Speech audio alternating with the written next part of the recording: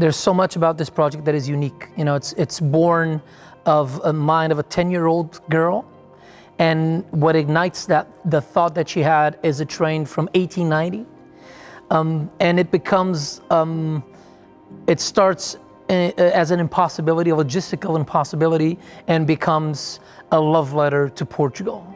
And I think it's the most special project I've done in my career. And I think it'll go down as one of the most impactful projects in the tourism industry of Portugal of decades. The most important rail project by far, and it just I'm as proud as this project as I've ever been of anything.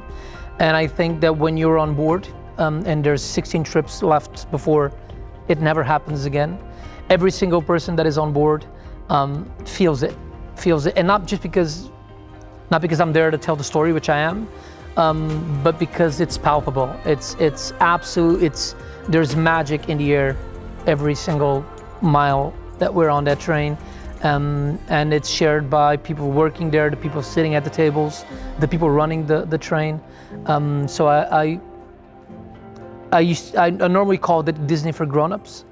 And I think it's evolved into something much more important. It's a love letter to Portugal. It's a love letter to everything that's special in this country and to all that it could be. And I feel like that's something you'd have to experience to understand this country. And if you're visiting or if you just moved here, I promise you this is something that you'll thank me when you're done with the trip. Yeah.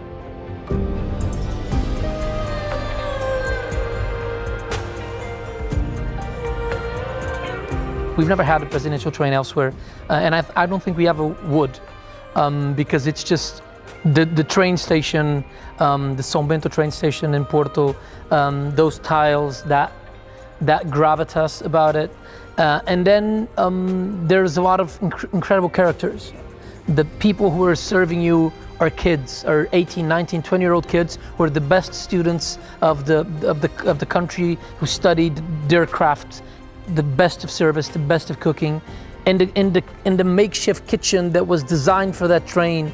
There are 2 Michelin star chefs on every trip, cooking themselves for you, and the amazing food, the amazing Newport wines, the Symington estate, the Quinta do Vesúvio, the wines that you taste, the port wines, the cigars, the live music on the train, the freshly made scones, the smell on the train that comes from Castelbel, and it's designed using the grape skins of the Douro River. It's so meticulously crafted, this project, that it's a fairy tale. It really is a fairy tale. I think the last day is going to be, I'm going to be holding back tears the whole day. And I think it's going to be, I think people are going to feel that, the emotions in the air. I think so. We are proud to be and honored to be on every top 10 luxury train list out there. If you go online, Forbes, CNN, whatever, on every top 10 luxury train list, we're there. And out of all of those lists and all of the trains on those lists, we are the only train that only runs 16 days a year and only has 64 seats. So a train ticket on the presidential train is literally the most exclusive train ticket on the planet. We invite the very best chefs in the country to cook live on the train every day. And this year, because it's the last, we invited 2 chefs a day. We have 16 Michelin stars on board. And so it's going to be a who's who of the very, very top chefs. It's our dream come true to finish this edition with such talent. It's an honor. It's such an honor to be able to give that opportunity to people. And this year is going to be just that much more special to know that those are the last smiles we're going to see on that train.